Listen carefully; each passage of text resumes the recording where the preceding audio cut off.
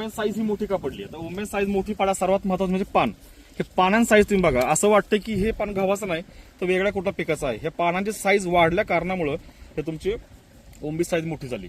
पहिल्या फवारणीमध्ये आम्ही काय घेतलेला की गहू स्पेशलची एक 500 ml ची बोटल 19 1 किलो चिलेटेड मिक्स मायक्रोडॉन पावशर आणि त्याच्यामध्ये आम्ही साप जे बुरशीनाशक आहे जे तांबेरा आजार त्याला पडतो त्याच्यामध्ये 250 ग्रॅम आणि मावा तुडतुडे यासाठी हमला हा पहिला स्प्रे घेतला.